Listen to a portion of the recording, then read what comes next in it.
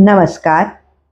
श्री शिव महापुराण रुद्र संहिता पार्वती खंड अध्याय क्रमांक 13 शिव आणि पार्वतीचा दार्शनिक संवाद. श्री गणेशाय नमः. ब्रह्मदेव नारदांना म्हणाले, हे मुने, शिवजींचे बोलणे ऐकून पार्वतीने धैर्य एकवटले.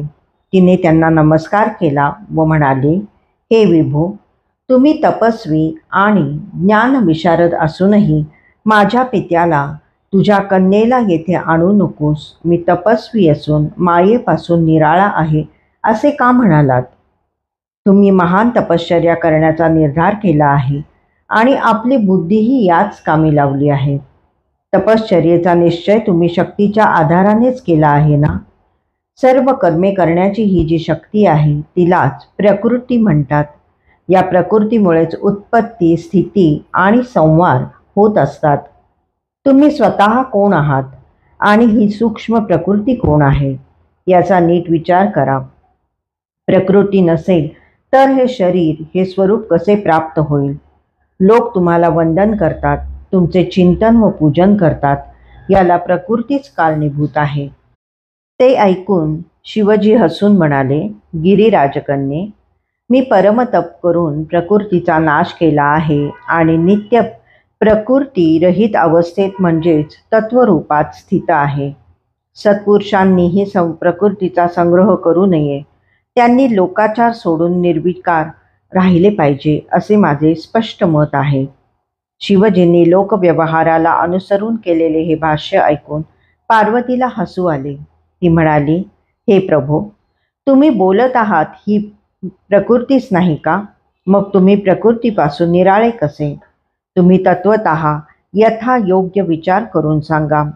हे जग निरंतर प्रकृतीनेच बद्ध नाही का? आपली सर्व कार्ये आणि सृष्टीतील सर्व प्रकारच्या घडामोडी प्रकृतीमुळेच होत असताना तिची काही गरजच नाही असे कसे म्हणता? आपले बोलणे, चालणे, ऐकणे, खाणे, पिणे, काम करणे हे सर्व प्रकृतीचेच कार्य आहे. त्यामुळे तिच्या महत्त्वाविषयी मिथ्यावाद करणे व्यर्थ आहे. आपण नेहमीच प्रकृतीच्याच अधीन असतो, म्हणून आपण तिच्यापासून वेगळे आहोत असे समजणाऱ्याने स्वतः काही बोलू नये व काही करूही नये. महादेवा, तुम्ही प्रकृतीपासून निराळे आहात ना? मग तपश्चर्या कशाला करता? तुम्हाला येथे एकांतात तप करण्याची काय आवश्यकता आहे? तुम्ही प्रकृतीपासून रहित आहात तर स्वतःला जाणत नाही का?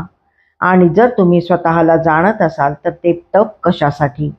वस्तुस्थिती अशी आहे की या समयी तुम्ही प्रकृतीच्या अधीन असून स्वस्वरूपाचा शोध घेण्यासाठी तपश्चर्येत मग्न राहू इच्छित आहात.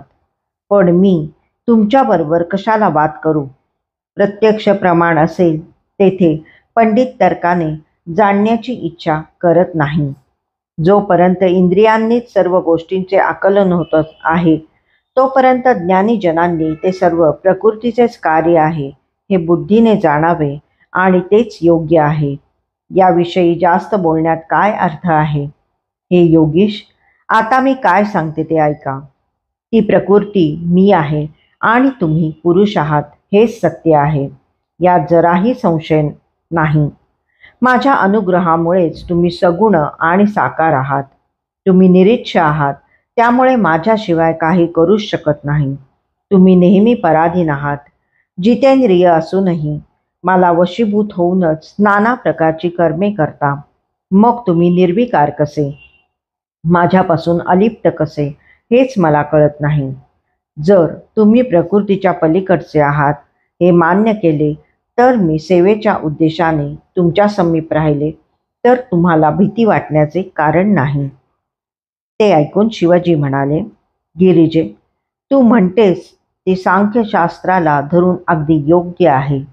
तुला माझी सेवाच करायची आहे ना? मग मी तुला अडवत नाही. तू नित्य नियमाने येथे येत जा. जर मी खरोखरच मायेपासून अलिप्त परब्रह्म परमेश्वर असेन तर तू माझे काय बिघडवू शकतेस? मला तुझ्यापासून कसली भीती? मग ते हिमवानाला म्हणाले, गिरिराज, मी तुझ्या अत्यंत रमणीय आणि श्रेष्ठ शिखरावर तपश्चर्या करण्यासाठी आलो आहे. मी येथे आपल्या आनंदमय परमार्थ स्वरूपाचे चिंतन करणार आहे. तू मला अनुमती दे. तुझ्या अनुज्ञेशिवाय येथे तप करणे योग्य वाटत नाही. ते ऐकून हिमालय विनम्रतेने म्हणाला, शिवजी, मला लाजवू नका. देवता, असुर आणि मनुष्यांसहित हे संपूर्ण जग तुमचेच आहे. मी तुम्हाला काय अनुज्ञा देणार? तुमचे येथील आगमन ही माझ्यासाठी भाग्याची गोष्ट आहे. महान पुण्य पर्वणी आहे. मला व माझ्या कन्येला तुमच्या दर्शनाचा व सेवेचा नित्य लाभ मिळावा एवढीच अपेक्षा आहे. त्यावर शिवजी हसून म्हणाले, ठीक आहे, आता तू घरी जा. हिमालय पार्वतीला घेऊन आनंदाने आपल्या घरी गेला. मग तो नित्य नियमाने तेथे जाऊ लागला. पार्वती कधी पित्याबरोबर तर कधी सख्यांबरोबर सह तेथे येऊ लागली. महेश्वरांची तशी आज्ञा असल्यामुळे नंदी आदी कोणतेही गण तिला अटकाव करत नसत. ती शिवजींची भावभक्तीने सेवा करत असे.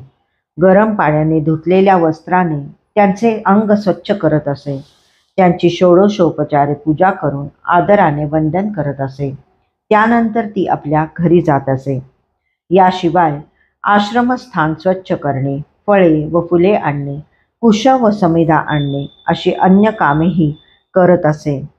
ती कधी कधी गायन करत असे, तर कधी कधी सकाम भावनेने शिवजींकडे टक लावून पाहत असे. ती नेहमी त्यांच्याजवळ वावरत असे, पण तिच्याविषयी त्यांच्या मनात कधीही विकार उत्पन्न झाला नाही. ते तिला शुद्ध भावाने नित्य दर्शन देत असत आणि तिची सेवा स्वीकारत असत. ते तिचा मनोभाव जाणत नव्हते असे नाही. तिची आराधना, सेवा तत्परता व परिश्रम पाहून त्यांचे अंतःकरण द्रवित होत असे. परंतु जोपर्यंत पार्वती तपश्चर्या करत नाही, तोपर्यंत तिच्या हृदयातील अभिमानाचा अंकुर नाहीसा होणार नाही, हे रहस्य ते जाणून होते.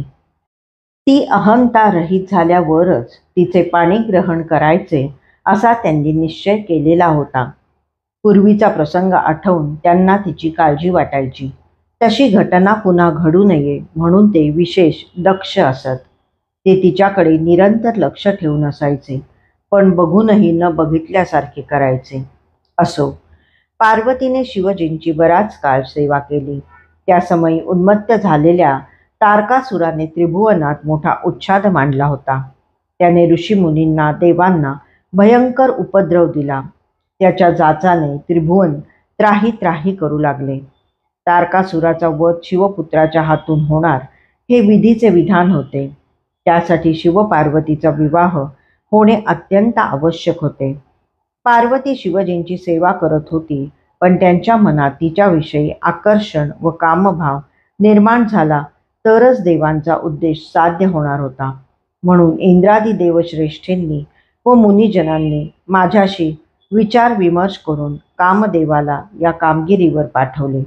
त्याने शिवजींच्या आश्रमस्थानी जाऊन त्यांना वशीभूत करण्यासाठी प्रयत्नांची शिकस्त केली, परंतु त्यांचे मन जराही क्षुब्ध झाले नाही. शेवटी त्यांनी संतापाने कामदेवालाच भस्म केले. अध्याय 13 समाप्त.